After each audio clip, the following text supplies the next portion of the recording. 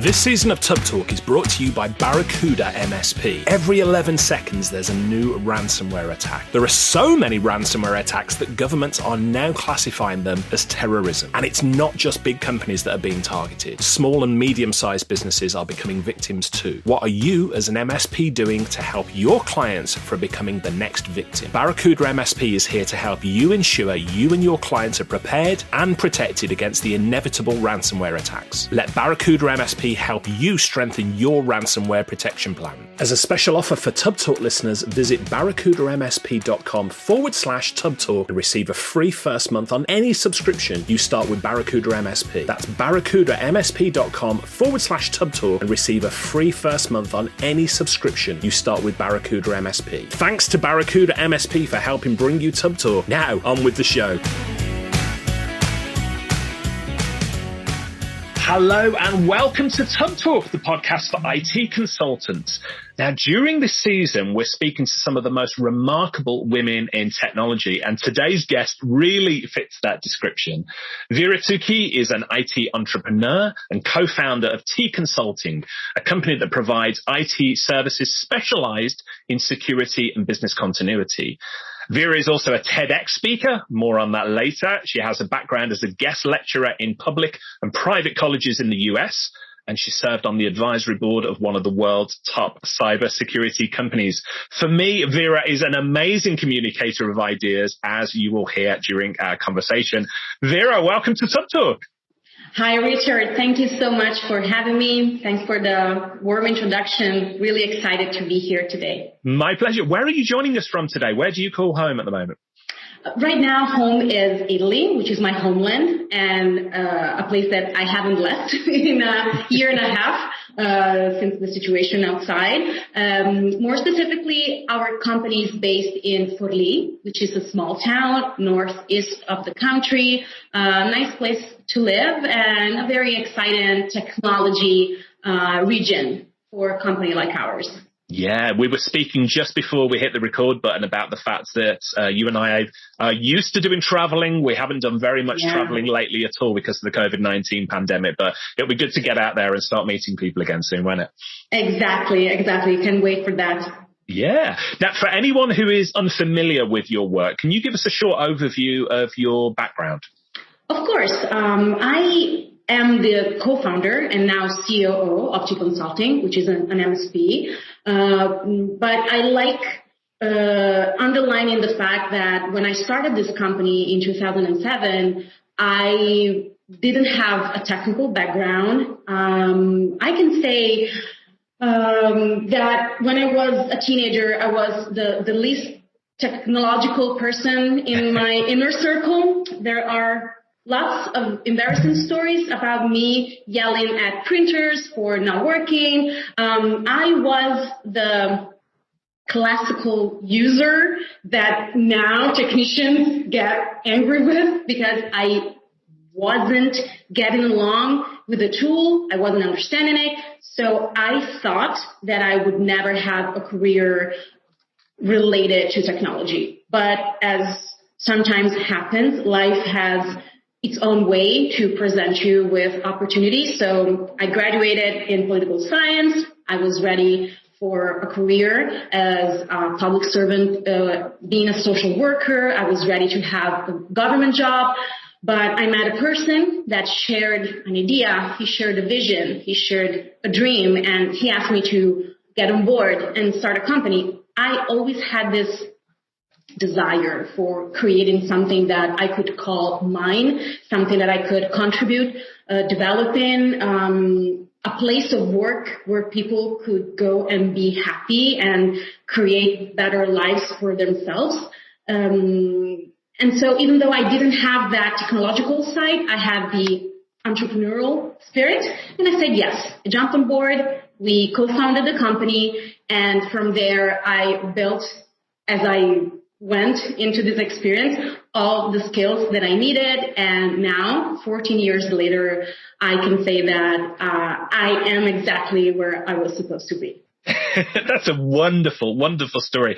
Let's talk about T Consulting. So you co-founded the business in 2007. How would you describe what it is you do? What we do is, plain and simple, we are an MSP and a COMIT company. We were born with that idea, even though back at the time there wasn't an MSP culture here in Italy. We used that approach since the beginning.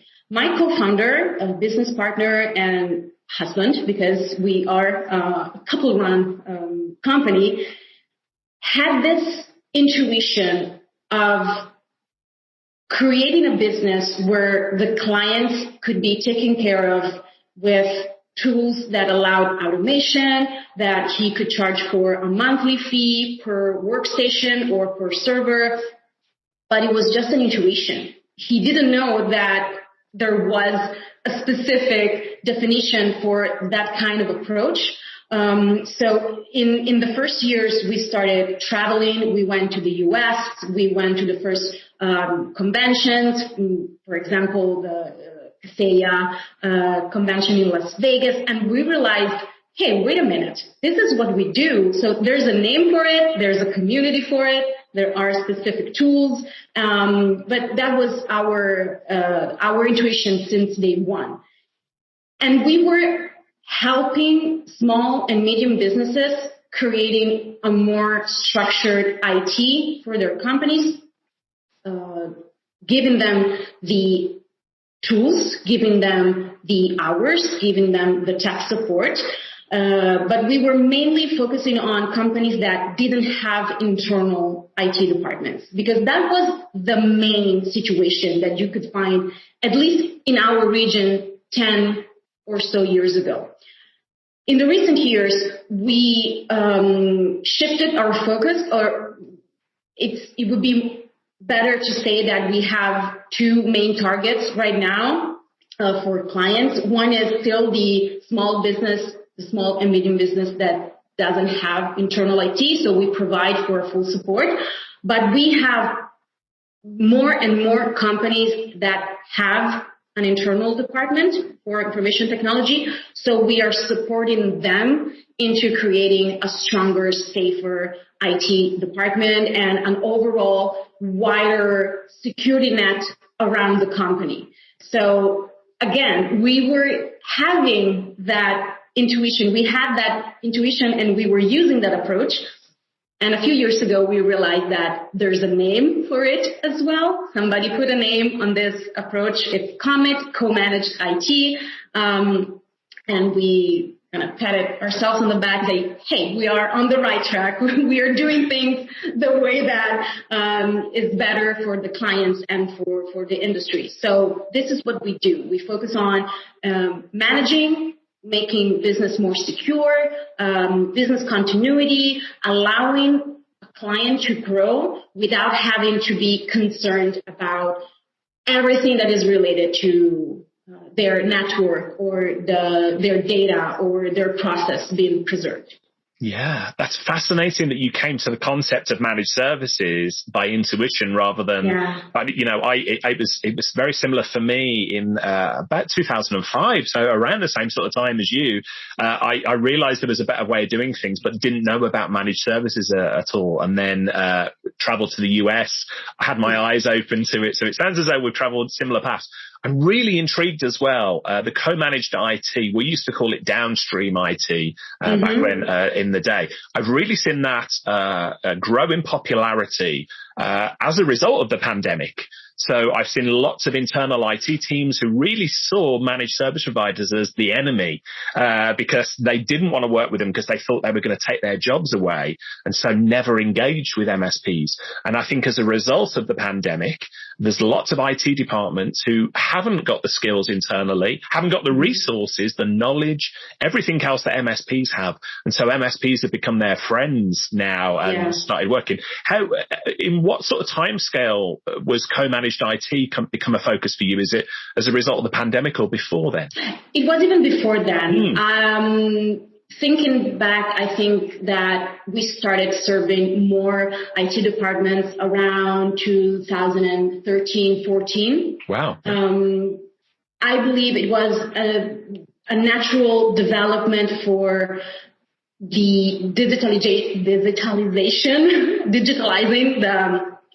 all the industries outside of IT. More companies were realizing that they needed information technology to survive and to be stronger after the economical crisis of the 5 years before. So they were making more investments, and they wanted somebody in-house that could manage basic issues or the ERP tools. They wanted somebody inside of their companies to manage the company's tools, the company's issue. So we were finding more situation where that IT manager had already a desk full of tasks to be completed every single day. So we could actually provide for that additional support because they had so much going on that they couldn't. Absolutely, it was unthinkable for them to think about security, to provide for updates, and not to have the tools and the knowledge that the MSP already has, because I think this is the key difference in between MSP and COMIT. Yes, MSP usually works as an externalized IT department, and the COMIT doesn't, but also COMIT means sharing with the client procedures, policies, tools, knowledge, experience, all the things that you have as an MSP, you put them at the benefit of the IT internal department, and you put at their service what you know. So what we had as an experience as an MSP was crucial for the IT managers because they could benefit from a toolbox that was already set, already tested, already ready for them to use without having to waste time being trained or scouting for products. So I think in that moment, in the afterwave of the 2008 crisis, companies needed fast responses, a good reaction to the growth that came after the crisis. So they relied on the MSP to have a ready-to-go solution. Yeah, makes a lot of sense. And for anybody listening to this, COMIT, co-managed IT, if you've dismissed it before, Vera's a very smart lady. Listen to what she's saying here, because there is lots of opportunity in this field. Vera, I want to pick up on something you said earlier, and that is to do with your background. You know, you got into this industry through your partner, through your husband, working. What is it like working in a managed service provider business with your husband? What's the good side to that, and what are the more challenging aspects to it? Well, we need to give the listeners a little backstory. We were not married when we started. We just met. Basically, we founded our company less than a year after we met, and the main reason why I decided to jump on board of this adventure is because he's a visionary. He's extremely business smart, tech smart. So he sees the world in a way that other people can't. He can actually foresee the development of our industry. So it was a very charismatic leader to follow, because that's the kind of input that he has on the industry. So that was my main reason. But when I started, and I'm sure that this was a self-imposed limit, like a belief that I had within myself, that being the wife, the fiance, whatever I was at the time, and not being a tech person was actually something that I should hide from our clients. I shouldn't go public with, because it wasn't good for the business. And I was really strong about it. I was feeling really strong about it. So for the first years of our work life, we didn't share with people that we were actually a couple. There are lots of stories about people that we knew back then and still know nowadays. And they always reminisce about those first conventions where we were acting like colleagues, not a couple, because I really felt that it wasn't something that I shouldn't put on my clients, right? I wanted to be really private about. What made you feel that way, Vera? Forgive the interruption, but what made you feel as though clients wouldn't accept like a husband and wife team as and one person not being so technical? I think that it was something that maybe the female audience would be more aware of. It was the familiar imposter syndrome. The fact that I was afraid that clients would see me as a person that was put in a position just because of the private relationship with the co-founder and not for my skills or for my vision or for my the quality of the work that I could put into the company. But nobody ever said anything like this to me, ever. They always treated me with respect. They always listened to what I had to say. It was something that was coming from within. It was a limit that I put on myself without having any evidence that was the actual case. The more I built my confidence, the more I built my position within the company, the more confident I felt in this new role, the less I cared about this. So it was the natural development of this is something that we don't have to hide. We don't want to go public with it because we're not famous people that need to go public with their relationship. But if people ask, we're going to be honest about it. But it was something that came natural because I had this wrong belief that it wouldn't be beneficial for the company. This arrangement, the working together and the being a couple, in our experience, I don't want to speak for anybody else, I'm just going to speak for my personal experience, it's great.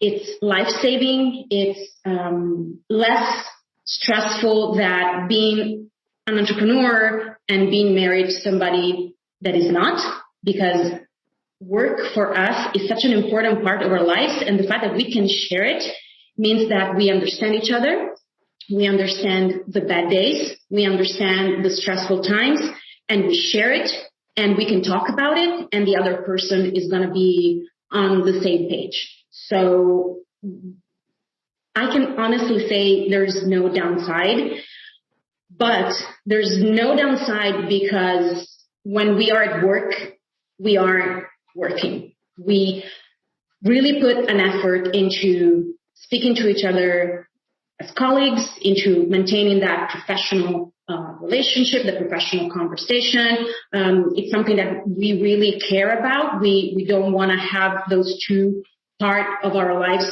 colliding on each other. But on the personal side, is such a relief to share this adventure with somebody that has the same goal and is working towards the same goal that you are. That's amazing. What's your husband's name, by the way?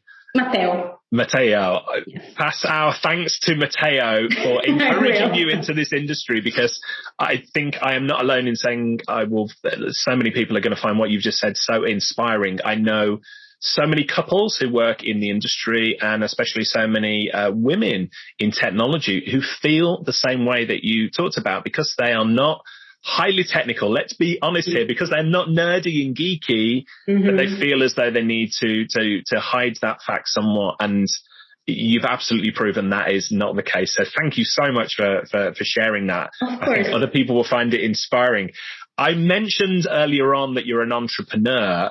In addition to T Consulting, you also run a business called Global Dash as well, don't you? What does Global Dash do? Yes, Global Dash is a side business from T Consulting. It was born within T Consulting as an internal product that later we put on the market for the benefit of other MSPs. basically, we were brainstorming 2 years ago on how could we be more efficient and what were the tasks that were depleting our time and that were creating frustration within the different areas of the tech department. So the NOC, the first line of assistance, shared their main frustration, which was having to check dozens of dashboards every single day, looking for alerts, having to go through dozens of emails every single day to look for the next main task that they needed to address. They wanted something that was more proactive. So they asked us for an amount of hours to work on this idea. And they said, we have an idea. Can we use some of our time to develop it? Okay, sure, go ahead. If you can come up with a solution, it's going to be time well spent. So after a few months, they came back with this dashboard that now is called Global Dash, which is a platform that aggregates all the alerts that come from all the tools that we use as an MSP, and it puts together the alerts by severity or by client or by the occurrency of a specific alert, and it shows everything in one place. And every technician can have their own personalized view of Global Dash, whether they are accounted to a specific client, they can see all the alerts for that specific client. Rather, we have a group of people that have their activities based on the technology that they are specialized in, so they can see the alert for that specific technology. And in this way, it's the tool that says, hey, this is the next thing that you should address because it's an emergency rather than it's urgent, or you have this client that has a more urgent service level agreement, so you need to address that task first. It's the technology that works for us rather than running after all messages and alerts. We used this product internally for 6 months, and at the end of 2019, we said, hey, we are an MSP. How many MSPs do we know? Do they need it? Do they have the same frustration? Do they feel the same frustration that we felt? So we decided to present the product at an event here in Italy, organized by one of the main distributors for the MSP community. And we had this wave of appreciation and this great response from our trusted colleagues that said, we needed this. Where was this product? Because we needed this. It's not another tool that you need to set up. It's not something that you need to invest days and hours to have up and running. It's a simple, easy to use, immediate layer that you put on top of the tools that you already have, and it shares a light on the alerts that were already happening. It just puts them up and it helps you seeing what's important for you to see. And it's a tool that uses the same idea that we try to share with clients when it comes to the MSP mindset. Automate. Automate, automate, automate.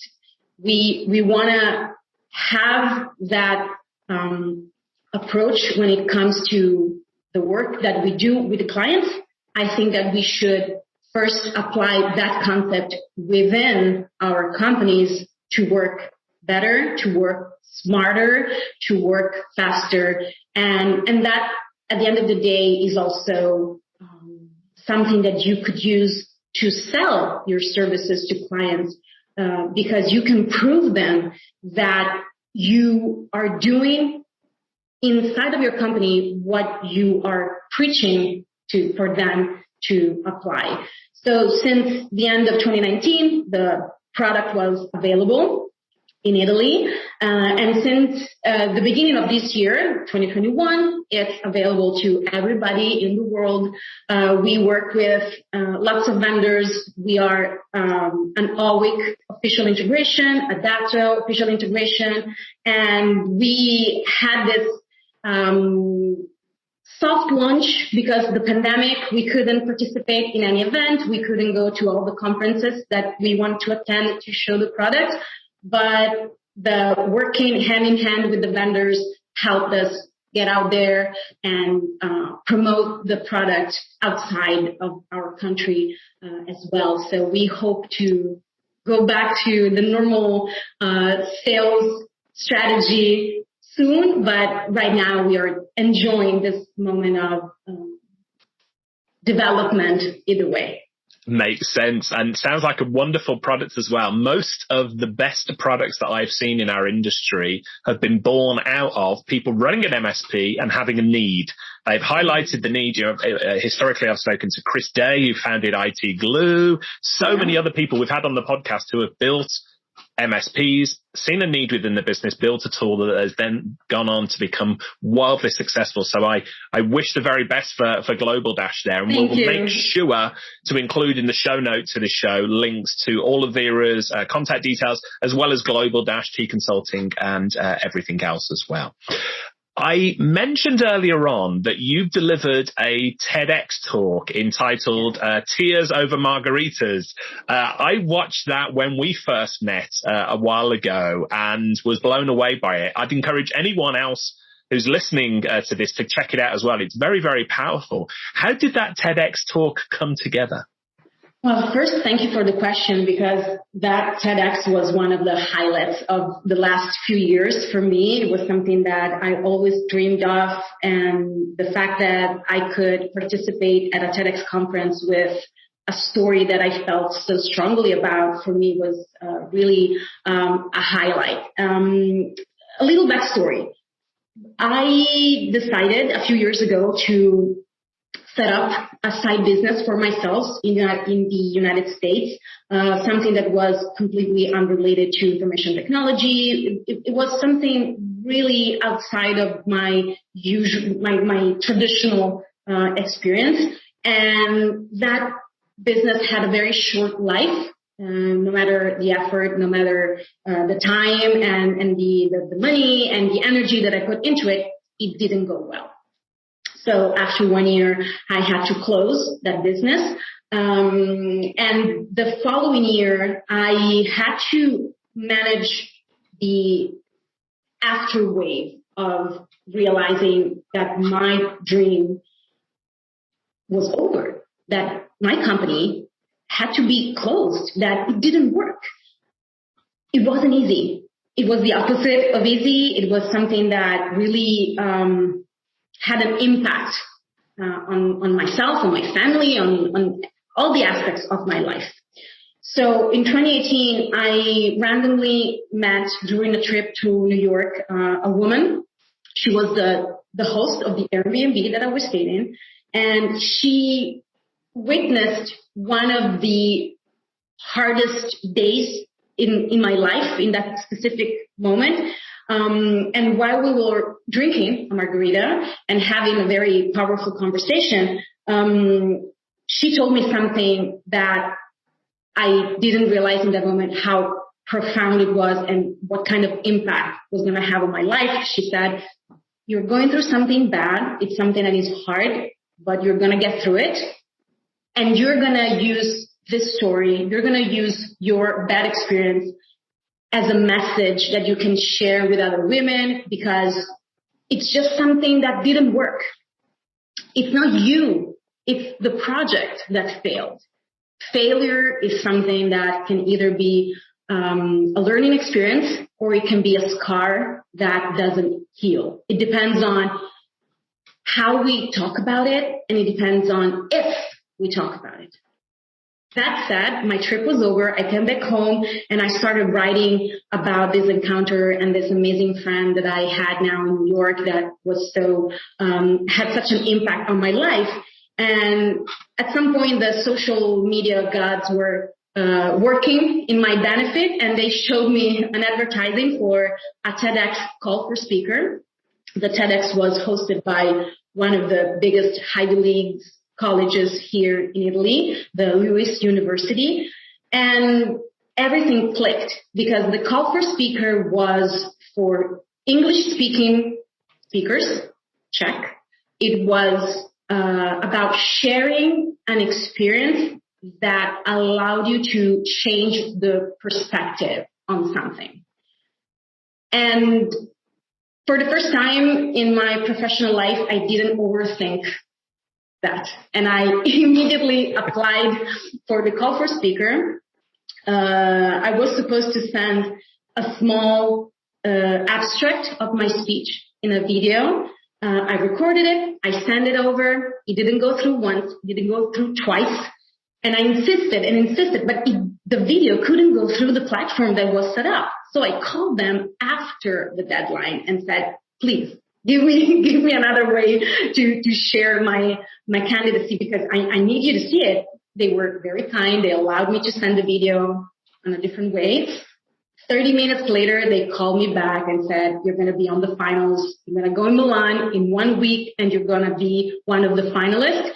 So I did. I went to Milan. I did my speech in front of a panel of entrepreneurs and startup advisors. I won. And I went to Rome and I gave my speech on that stage, such a powerful stage being on a TEDx. But the most important thing was the moment after I delivered the speech, because I thought I was doing it for myself. I thought I was fulfilling a dream of mine. But when this young woman came to me after and said, thank you for speaking publicly on failure. It was so powerful. Thank you for taking the stigma, even for just 12 minutes. You took the shame out of failing. I realized that was what my friend was saying. She was saying, talk to people about the experience that you had, because at some point, if you are a business person, you're going to fail at something. A product, a negotiation with a client, a new company, a startup, this is going to happen. So if you keep everything within yourself because you feel ashamed of that, as I said, if you go under the rock of shame,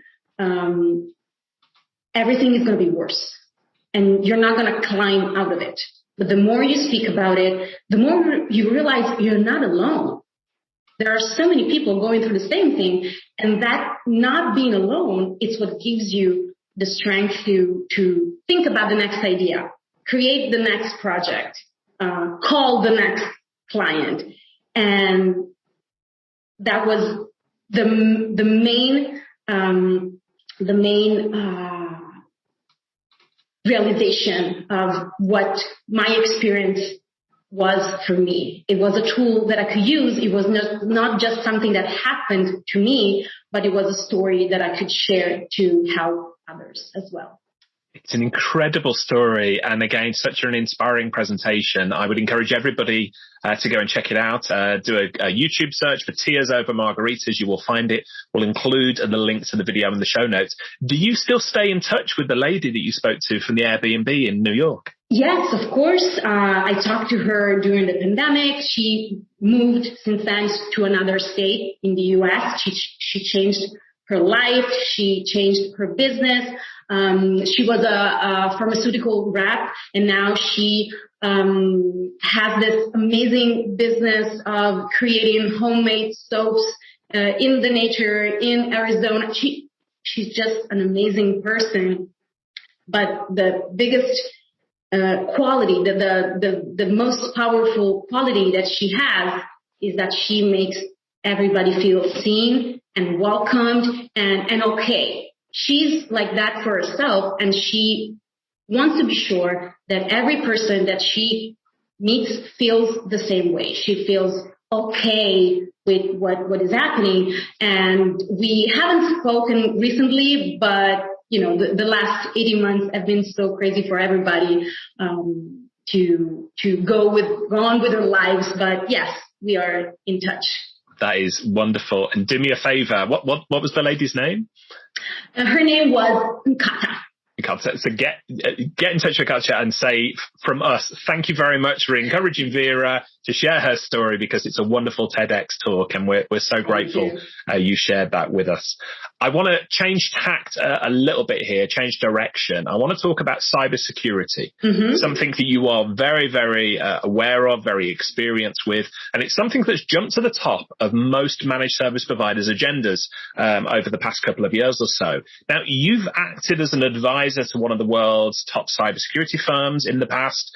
In your opinion, today, in 2021, what should IT businesses be doing to keep their clients safe? I think that we should never stop educating them, and we should start including the educational part in our business without considering it something that is below us, or something that we're wasting our time on, or something that clients are not understanding right away. The educational part, I think it's crucial nowadays, because threats are changing at a daily pace. What we're facing now is different than what we were facing a couple of years ago. They're more pervasive. They are more, subtle in the way that threats show up on a user desktop or in their computers. And we know about it. We as tech people, as tech companies, we know what's going on, and we are aware of the magnitude of the problems. Let's not forget that our clients are not technical people. If they were, they wouldn't ask us for help.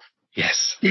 So our main job needs to be keep them in the loop, but talking to them with their language, remembering that they're talking about a different business. They don't do IT. That's our job and our responsibility. And we have the also responsibility, and we have we have this huge weight on our shoulders. I understand that, but we are the ones that can help translate the threat into a consequence for their business. Cybersecurity speaks a different language. IT speaks a different language, but IT right now is more familiar for our clients because they've been working with us, IT consultant, MSPs, for 15, 20 years, maybe even more than that. But cybersecurity is just a side of information technology that now has become so wide and so dangerous, but it has a whole different dictionary for it. So we should help our clients understanding it, because I believe that when people don't understand something, they build a wall because they feel left out. So not everybody has the same mindset of, I don't understand something, I'm going to get information about that thing. Lots of people have the opposite mindset. I don't know something, I don't want to know about it, it doesn't concerns me, it doesn't involve me. That's the kind of wall that we have helped them taking down, because that's the biggest threat for them, is being not aware of what's out there. So I think this is our main goal. Education, absolutely number one. I spoke with Jennifer Bleen, who is a top cybersecurity, and she helps MSPs with sales. And she essentially said, very much along the same lines as you, that if the client doesn't understand the risk, we are not doing our jobs well enough as an MSP.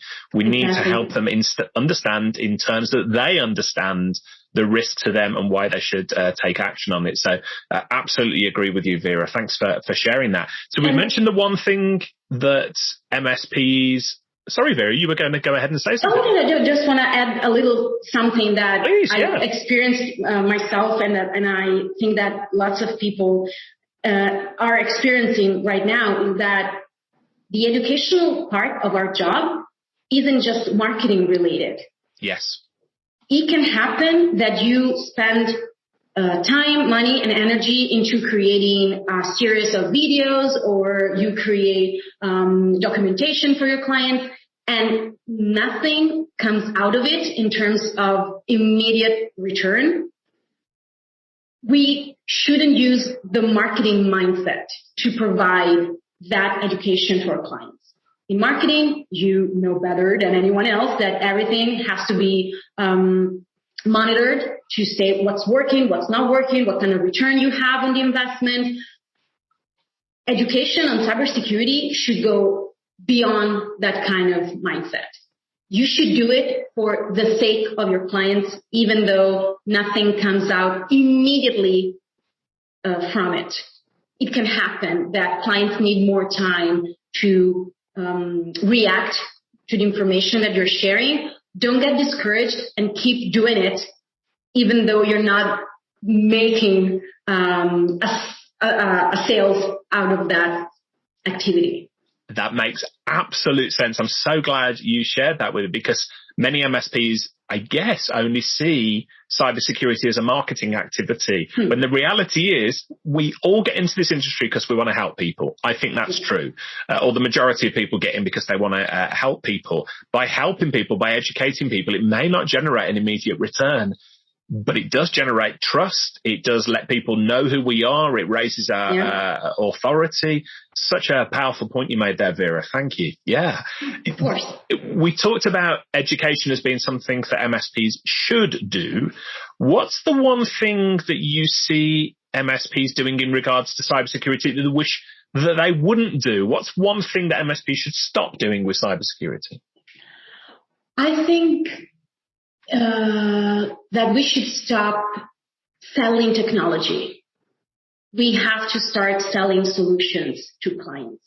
When in our life as an MSP, we attend a conference, we listen to a webinar, to a podcast, and we become aware of a new tool, our focus shouldn't be selling the tool to the clients.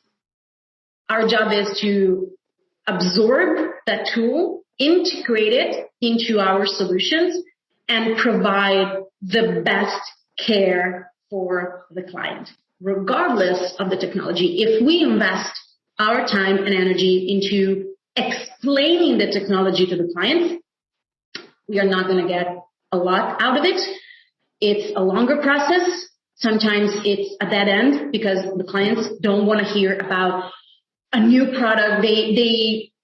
And sometimes they're also aggravated against another tool. Because just another tool. And you just sold me something a year ago. Why should I? Wasn't that good enough? So why should I believe you that today you have the perfect tool for me if you said the same thing a year ago? Again, as an MSP, you know that maybe what you had on your hands 1 year ago was the best thing available, but now there's something that is even better. But if you want to convince the client based on the technology, you're going to 8 times out of 10 fail communicating that. If you focus on creating an offer that you can sell as a service, which is the main goal of the MSP, you won't waste your time selling technology. And I speak to MSPs and I read what they write and I interact with them, and there are too many MSPs or people that are aspiring to be an MSP, but they're not one yet, that keep talking about technology. And I understand that most of MSPs were founded or created by a tech person. We have a tech soul, and that's what makes us the best at doing our jobs. And that's why we were saving clients during the pandemic. We were, as somebody said, the first responders of IT, because we were on the first line of response when the pandemic hit. But our job is to make the client feel safe with an offer that talks about a solution for the business. It doesn't talk about the technology behind it. That's our problem. You shouldn't be on the client's shoulders. So let's stop talking about technology with the clients. Let's talk about technology in our geek circles, in our peer groups, and let's geek out about a new product with the people that can understand that. The clients doesn't need to hear that. Yeah, that absolutely makes sense. And something you said there about us having a tech soul, I've never heard that before. I love that expression. I've definitely got a tech soul. And sometimes I have to fight against that, fight against the geeky talk in natural terms that other people understand. One thing I would say about the cybersecurity products that are out there, the vendors behind these products actually need to hear this advice as well, because so often the vendors talk in technical terms as opposed in the terms of, so they talk in terms of features rather than benefits as well. So I know we have a lot of vendors listening to this podcast. So again, listen to what Vera has just said there, because it is very, very wise advice. I want to move forward. We touched upon tools a little bit. There are a lot of cybersecurity products arriving on the market now from a variety of different vendors. Without getting too techie and geeky on this, I'm only interested here in products that you see making a real difference to your clients at T Consulting. Which tools are you seeing come on the market that you are excited about, and which tools would you suggest that people avoid? In general, I think that the products that we get more excited about are the ones that can be easily integrated. Again, we have as MSP an offer. If I can find a tool that I can easily put in my offer, whether it is taking the place of another tool or adding a new layer of security or efficiency, that's the tool that I'm going for. I personally, and when I say personally, I mean for my company, I stay away from vendors that are self-proclaimed one tool for everything. Yeah. You know, the vendor that says that with their tool, you don't need anything else, because that's impossible. And we should all stay away from that, because especially in cybersecurity, there's not one size fits all, but there's no one solution for every problem out there. And I understand that for an MSP is harder to understand, maybe not understand, but accept the idea that we are never done. We are constantly evolving and integrating more products. Let's face it, this is our life right now. And with everything that happened during the summer, we know that this is not a job that we can rest frequently doing, or this is not an easy job. We are working in one of the most challenging industry, I think, at the moment. But we have to accept the fact that we always have to find new ways to make our services the top for the clients. So I would stay away from vendors that use this sort of leverage. If you choose me, you're not going to need anything else, because that's simply not true. And I would look for products that I can easily integrate in my offer, because they don't require a huge amount of work, a huge amount of hours to expand my offer to the clients. And what you said before about vendors speaking the tech language, I think this is true, especially for those vendors who are just recently developing the MSP channel. Because when a vendor speaks to both the IT consultant and the end user, I think they are required to be detailed about the technology behind it. Now, more and more vendors are creating this side channel for the MSP industry, but that's when they need to shift the language and the wording into the benefit for the final user, which is not the MSP, but it's the MSP client. And I think there are lots of vendors out there who are doing an amazing job at creating marketing materials, webinars, sales support, because they understand the value of changing the approach to the MSP. Like, we are going to help you help your client. Yeah, that absolutely makes sense. And again, Vera, you have shared so much gold already in this interview. So thank you. Appreciate it. Can we talk about something that I know you are very, very passionate about? You are a massive champion of inclusivity, of gender equality. Yeah. This season on Tub Talk, we are speaking to amazing women in tech like yourself.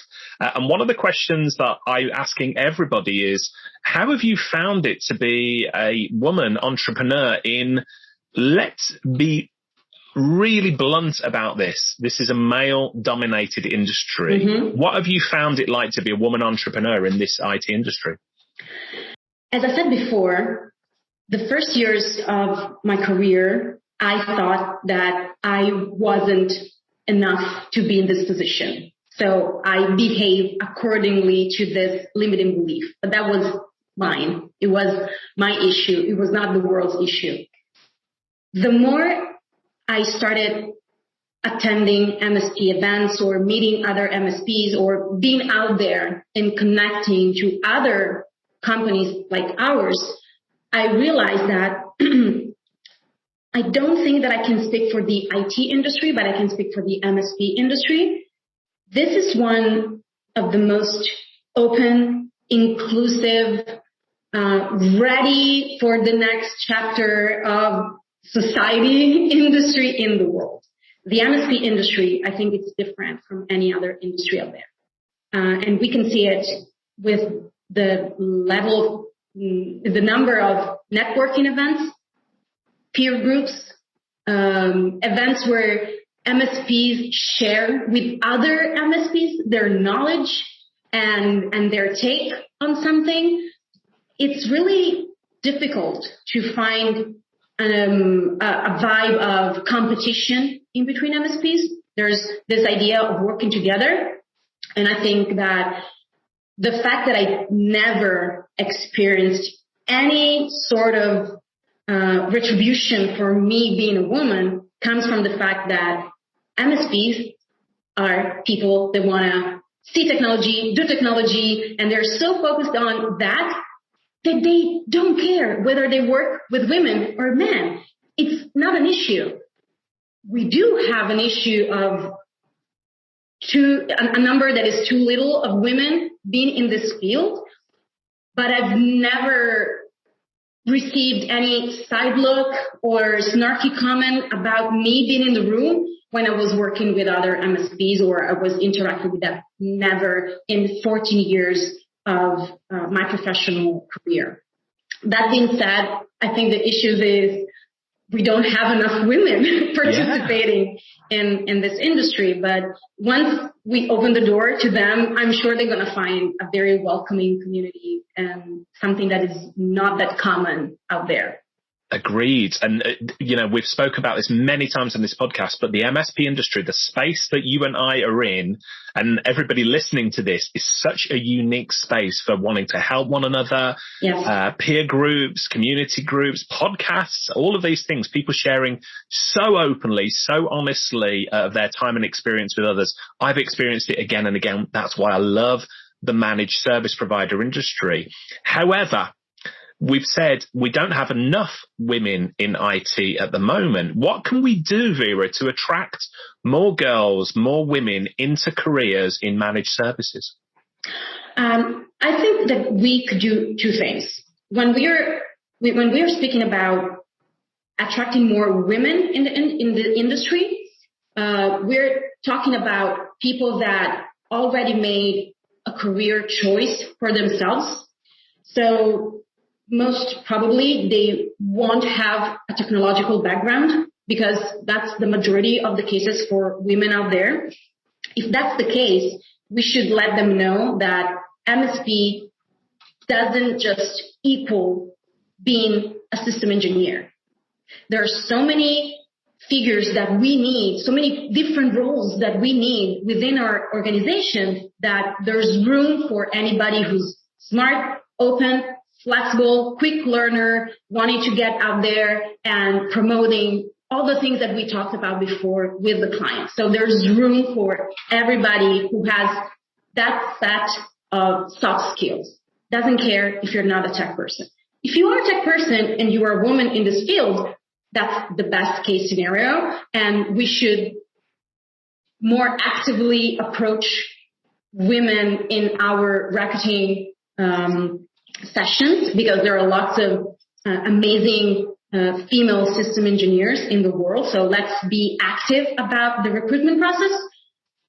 But there's, I think, the biggest task that we should address, and maybe the biggest challenge, is talking to girls before they make a career choice. So this means going back to schools, because, like it or not, women tend to exclude the STEM subjects from their choice, even for college.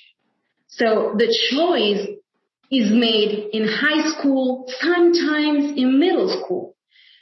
We as MSPs, I think, should work with our school districts, with our, even universities right now are doing seminars for high schoolers, because even universities know that the fact that there are not many attendants in the college class is because girls make a different choice when they are in high school.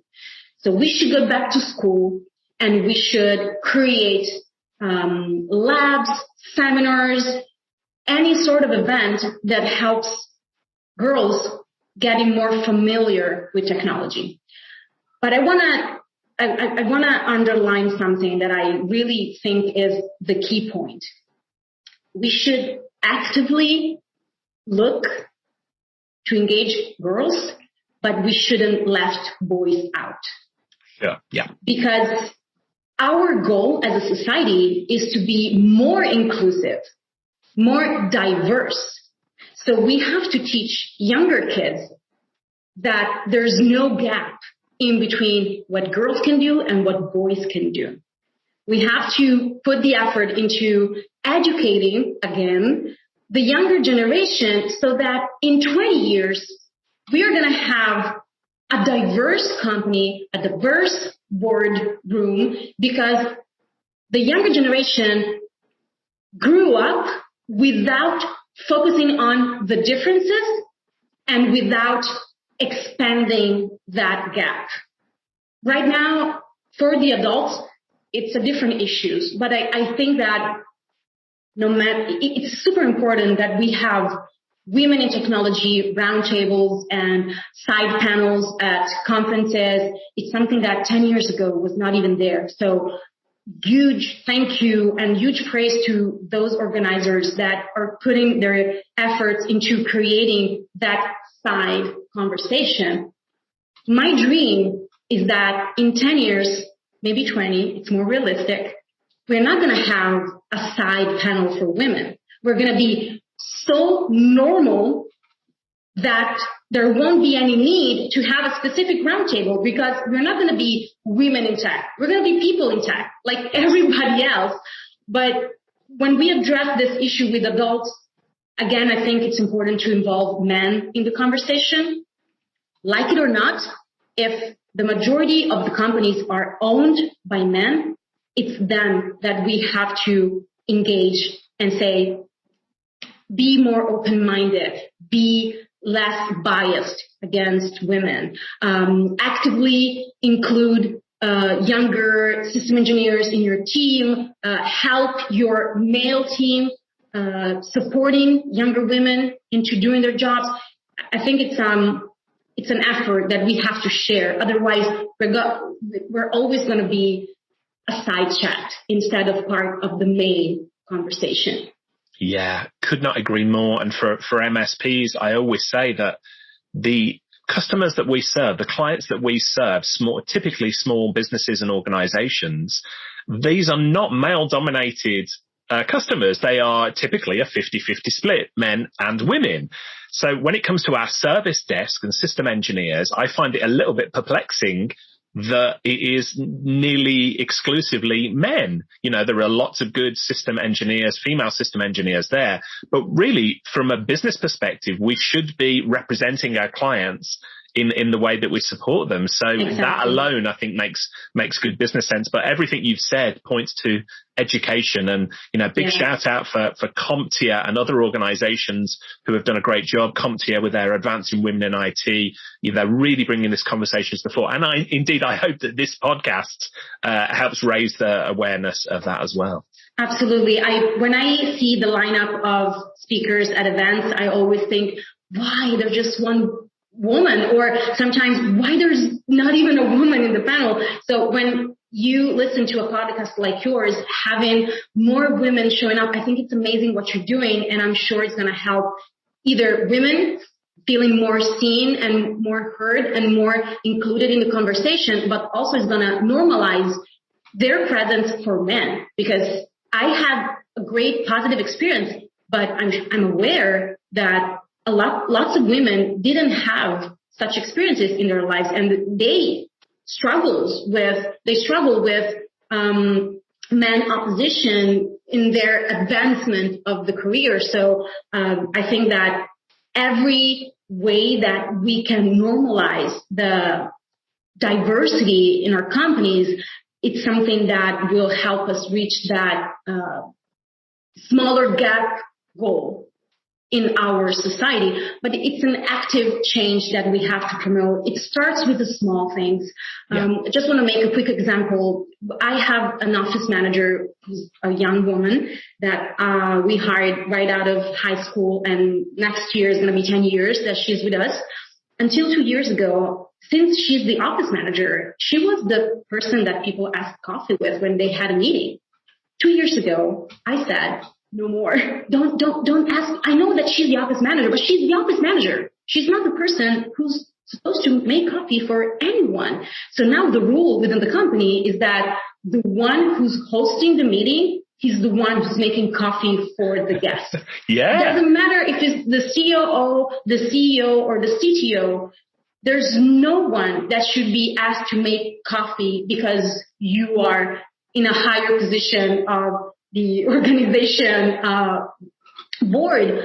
Everybody makes their own coffee, but it wasn't that easy to share this idea because it's something that is so rooted in our mindset that you actively have to take that idea out. And it's a long process, but I think that we're all getting there. I love that. I love that approach, Vera. That's another absolute gold nugget, I think, that many people can take away from that. Such a small change, but it sends a signal, doesn't it? Yes, about how we perceive things. I want to ask as well, I consider you to be a mentor to so many people out there. You may not know it, Vera, but you've inspired and mentored lots of people virtually. Thank you. I know that, like me, you value learning from mentors yourself. Absolutely. Would you be able to put your finger on anything specific that you've learned from a mentor that has really served you well over your career in tech? I think what you said about not being aware of being a mentor is exactly what I feel towards my mentors. I don't think they're aware that they are such for me. But there's one person that I consider one of my biggest examples. And the thing that he shared with me was never pull back from a chance to speak. There's no room that you shouldn't be a part of. Show up, sit at the table. And he helped me first get into the advisory board that you mentioned before.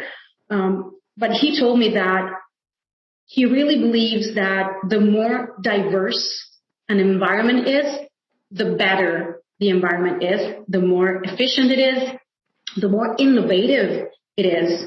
And he really helped me getting rid of that voice in the back of my head of, I'm not a tech person, I don't have an opinion on that. That's not true. As a business person, you always have opinion on things, and I have opinion on a lot of things. And sometimes you can have opinion on technology even when you don't use it. I don't know how to virtualize a server, even though, fun fact, this is what my husband told me on our first date. We talked about virtualization, so I should have. He is clearly a smooth devil, silver tongue piercer. So to people listening, speak to your first dates about virtualization, and you're going to have a business partner for life. But jokes aside, this mentor of mine, he really helped me taking out the idea that I had that I didn't belong, where decisions were being made or where the conversation was happening. So a mentor is anyone who's willing to share an experience with you, to share an idea with you, and maybe somebody that is available every once in a while just to catch up. And this is exactly the kind of relationship that we have. But this is, I think, one of the most powerful things that anybody ever told me is go, show up, speak up, raise your hand, and just be yourself, because that's enough to have a role in any organization that you're going to be in. Yeah, I love that advice. Vera, I've got to say, from a purely selfish perspective, I want to have you on the podcast every few weeks because I'm feeling so energized and inspired by what you're saying. I think it's like a shot of energy, and I'm pretty sure that I'm not alone in feeling that way. But I want to finish up our conversation by asking you a question on that subject of energy. We've all had a really tough time during the lockdown. You and I were talking about the COVID-19 pandemic and how it has affected us just before we came on air. How are you managing your own mental health during this tough time? And importantly, how are you helping your employees to look after themselves as well? You're right. It was a hard time. As we were speaking before, during the first lockdown, we had a certainty in our lives, which was you cannot leave the house. But we had the uncertainty of how the world is going to be after. Are we facing another crisis like we did in 2008? Where the world is going to go after the pandemic? So we had part of certainty and a part of uncertainty. For me, my mental health was not an issue until the fall of 2020. I think that I was able to manage better the first month, but with the fall, I think it was the expectation of the pandemic to be over that really took me back, and I realized that it was not over, not even close. So it was that for me that really challenged my mental health, and I started going back to my roots. I started writing again. I started thinking about how could I express my feelings in a more healthy way. And for me, that is writing, and that is reaching out to people and talking and not being too worried about interrupting somebody or disturbing somebody. I think that one of the good aspects of the COVID-19 pandemic is that people are more open to support each other, even just with a quick chat, with a quick call. When it comes to my employees, last year in the fall, we asked them, what is that you want? Do you want to work from home? Do you want to come back to the office? So we tried and listened to every need and to give each person what they needed from us. There's somebody who said, I want to come back to the office. I can't stay at home anymore. Please don't let me stay home anymore. Okay, this is your desk. Come back to the office. Somebody who said, I want to do both. I want to have some days at home and some days at the office. So we only made a mandatory request to be present for one meeting a week. We have an important meeting every Monday afternoon for the delivery process and to be sure that we are on track with our projects. So that meeting, we wanted to be in person, but we were able to do that because we live in a small town. So we have no commuting issues. People are not going to be stuck in traffic, going back and forth between the company and their homes. So we try to make the best out of something that was always a limit for us, not being in a bigger city, in a big metro area. Now with the COVID pandemic, being in a small town is actually a quality. It is actually a strength for a business because people are more flexible. And now we have organized the remote working and in-person working in a very free way. People can stay home up to 3 days a week whenever they decide that they want to be home. So it's up to them. The only mandatory thing is that meeting on Monday afternoon. Aside for that is their responsibility to manage that. And I think that really helped them creating a more personalized approach to work. Because again, we're lucky. We have this huge advantage compared to other industries. We can do our job wherever. Yeah. The client is not affected by one technician being home and another one being at the office. It doesn't really matter for the client, but I think it matters for the work culture, for our company to be present every once in a while, to be together. We have a young team. They're so connected to each other. They hang out on weekends, they do their things, and they're friends. So I think it's important for us to facilitate the coming back to the office process, but without forgetting that some of them were feeling good being at home. So we want them to protect that sort of feeling. Yeah, I think that's very, very true. I don't think there's one size fits all at the moment. Some people are going to desperate to come back to the office. Other people are going to say, you know what, now that I've had a break from the commuting and I'm happy as I am, I think the reality probably sits somewhere in the middle. So I love your approach. And also people with kids right now have different needs than people who don't have kids. Yeah. And it's not to make differences in between the way that we approach our employees, but it's just the reality. As we were talking about before, when you have kids who are in school, in Italy, that's the case. So I'm just speaking for my country. If there are issues with the classroom where your kids are, a parent is required to stay home because they have to be with the kids, or maybe they're even in quarantine because somebody in the class has been tested positive. So I have to guarantee my people the freedom and the serenity of leaving the office and going home without having a strong procedure, bureaucratic procedure to ask to work from home. It has to be fast. It has to be free. I want one of my main goals in life is for people to come to work happy. I want them to be sure that no matter what's going on in the world, the office is a safe space. We try to promote a culture of dialogue, a culture of failing. There are lots of errors that we can make, but we have to learn from them. So don't be ashamed if you made a mistake. Just talk about it.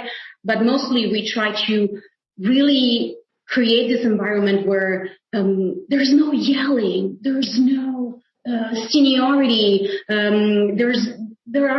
There are not dynamics that can really impact on the well-being of the person. So we try to also translate that into the approach to remote working. Do what you feel better doing, because the main goal is that you feel good doing your job, because that way you're going to do a better job, and we win. Everybody wins. Vera, I'm going to guess there's some people listening to this and saying, I wish Vera was my boss. Because it's so refreshing to hear your approach towards it. And in regards to happiness, you've made me incredibly happy with our conversation today. I have found it so inspiring, so energizing. I think you are an amazing lady, and I hope that the rest of the MSP industry now listens to some of your advice and takes it on board and moves forward to this, because you have given us so many valuable tips, so many valuable ideas during our conversation today. I know how busy you are, so a public thanks for taking time out of your day to have the conversation with me today, Vera. I really enjoyed it. It was amazing, Richard. Thank you again for having me, for giving me the time and the space to share this.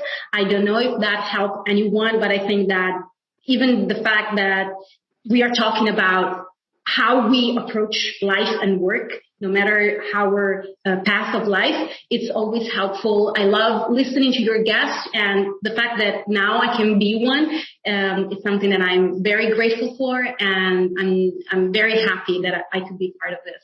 Oh, the pleasure has been all it has, Vera. For anybody who wants to continue the conversation with you, how can they best find you online? I think the best way is LinkedIn. You can just go on LinkedIn and you can look for me. It's Vera, and my last name is Tucci, Tucci, and you can find me on LinkedIn. I'm working on my own website / blog space. It's still in the making, but if people want to connect on LinkedIn, they're going to be aware when the website is going to be on, because the writing for me has been therapeutic, and I can't wait to share the things that I write with the people that have the same experience that I have in the MSP industry, in the business industry. But so far, LinkedIn is always the best way. Wonderful. Well, we'll include all of your contact details in the show notes for any listeners to get hold of. And listeners, to show you just how polite Vera is, if you've just picked up, I mispronounce Vera's surname every single time I speak to her, and every time I say Tucci rather than Tucci. And it's so okay. I need to do some Italian lessons here to get my Tucci better. So don't worry about it. I worked in the States for a little while, so I'm used to different approach to my name and last name. And at the end of the day, it's just a pronunciation. So it's perfect. I cannot pronounce your town. I always try to get better with the pronunciation of the town that you're in. When you present yourself and you said, I'm speaking you from and Newcastle upon Tyne? Yes, it's so hard for me to say. So I don't want to try, but it's hard for me. I understand how hard Italian can be, so it's okay. You're so generous. Thank you, Vera. Thanks for your time today. That concludes our episode today. Thanks everyone for joining us. We will look forward to speaking to you on the next episode. Thank you. Talk. Cheers. Bye-bye. Hey folks, Richard here. Thanks for listening today. I know you've got a ton of options for who you listen to nowadays, so I really appreciate your support. Do you have any feedback on this episode? Ideas for future guests? Tweet me at Tublog using the hashtag TubTalk. I respond to every tweet and really appreciate your feedback.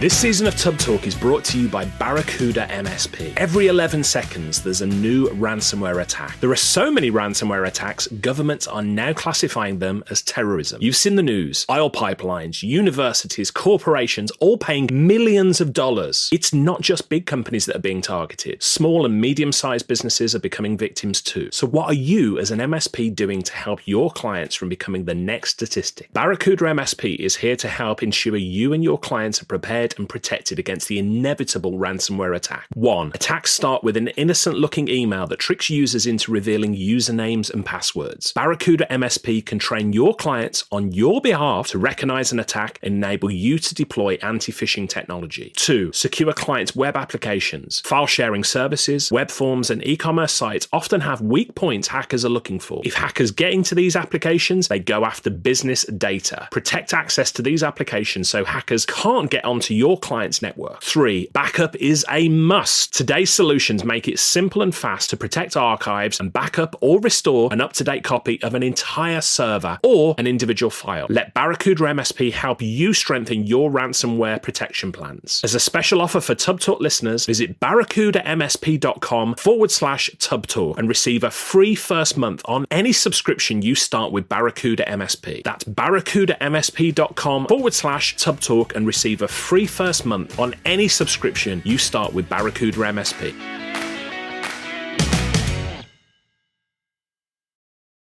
Hey team, this is Richard again. Just one more thing before you take off, and that is MSP Insights. Now, every Tuesday, I share my thoughts on the business of IT with you, the managed service community. Thousands of managed service providers already subscribe to MSP Insights. It's easy to sign up, easy to cancel. MSP Insights is basically a short email from me every Tuesday without fail with advice on growing your IT business, plus cool resources I've found, discovered, or started exploring that week. It's kind of like my diary of cool things and often includes articles or books I've read, tools I've discovered, and events I think you'd be interested in, often sent to me by my friends and Tub Talk podcast guests. So if that sounds fun, a short tiny bite of MSP goodness every Tuesday, and you'd like to try it out, just go to go.tub.co/Tuesday. That's go.tub.co/Tuesday. Drop in your email and you'll get the very next one. Thanks for listening.